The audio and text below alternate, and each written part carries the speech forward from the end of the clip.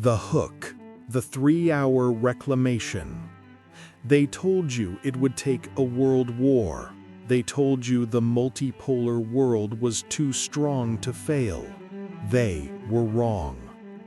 On January 3, 2026, under Operation Absolute Resolve, the United States proved that sovereignty is an expensive luxury that Venezuela could no longer afford.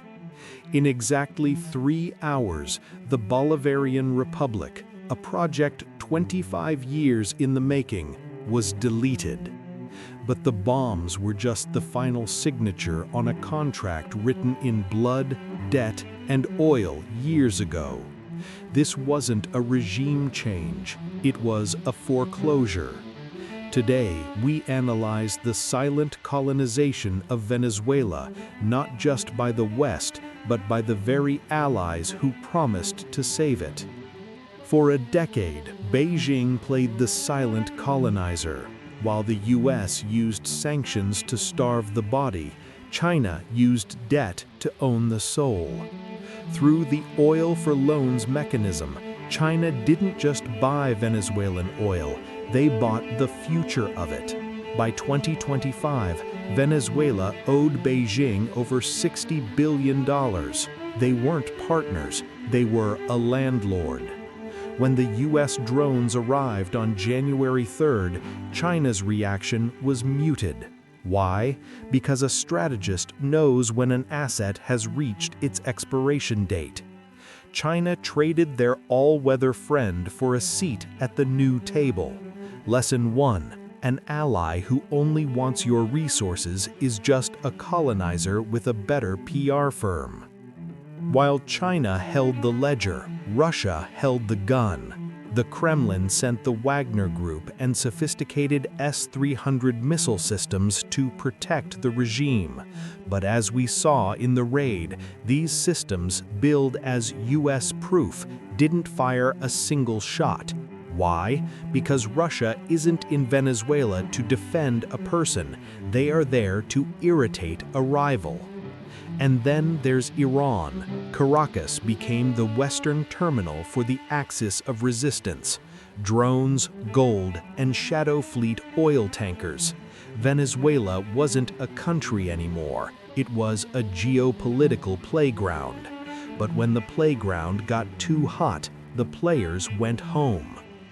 Enter the Donroe Doctrine, a 2026 update to the 19th century Monroe Doctrine. Washington stopped pretending to care about democracy. The new mandate is simple: resource realism. If the Americas are the backyard of the hegemon, then the backyard must be secured for the 20-year energy war against the East. The extraction of Maduro was a message to Beijing: stay out of our hemisphere. The 30 to 50 million barrels of oil seized by the US in the first week isn't just fuel, it's capital. It's the US taking back what they believe is theirs by right of proximity. The silent colonization of Venezuela happened because the state was built on a single fragile pillar, the rentier mindset. When you rely on one resource to fund your survival, you are not a sovereign. You are a concession. You are a prize to be won. Whether it's China's debt, Russia's guns, or America's drones, the result is the same. The people of Venezuela are the last to benefit from the ground they stand on. The Sovereign Protocol lesson: never base your survival on a system you don't control from top to bottom. If you rely on a global market, a foreign ally, or a single commodity, you are already colonized. You just haven't heard the boots on the ground yet. Venezuela is the first domino of 2026. Who is next? Guyana? Iran? Nigeria? This is social realpolitik. We don't watch the news to feel things. We watch it to calculate the next move. If you want to understand the Donroe Doctrine before it arrives at your door, subscribe. The colonization isn't silent anymore, it's deafening. Social realpolitik engaged. The extraction is complete.